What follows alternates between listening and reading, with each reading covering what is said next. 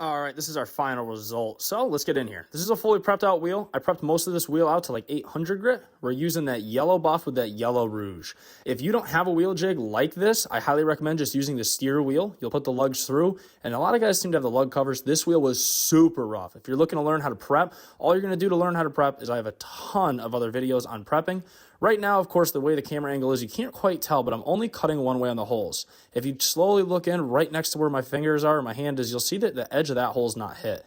I go one edge to the next edge, and I'm just working back and forth from the water barrel, I'll call it, into that freaking inner roll there. Now here you can kind of see me doing it a little bit better. I'm using a lot of rouge too when I do this. It's fast forward, so you can't see me add rouge every time, but I'm adding a lot of rouge when I was going that other way. Now this way I have a lot left over. I don't need much. With this Yellow Deluxe, there's no such thing as really too much rouge, unless you're just pushing a puddle around that's smearing everywhere, then yes, you have too much.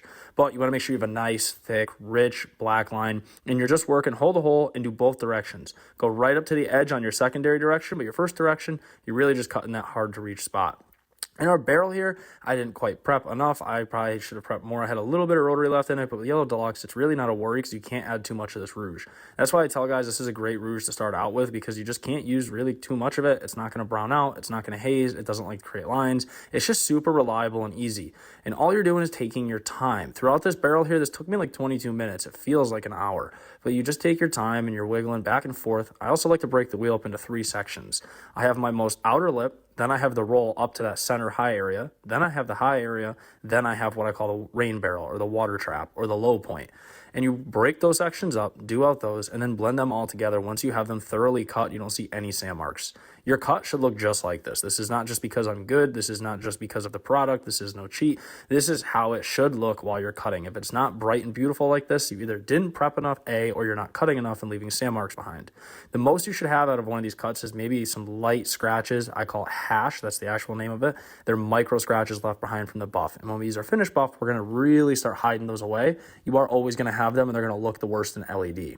Now for this, I'm going to take some of that easy red. We're going to spray that all around the wheel, use some purple. And on our back face here, now we're running at around 1,600 RPMs. In the barrel, you're going to be running 3,500.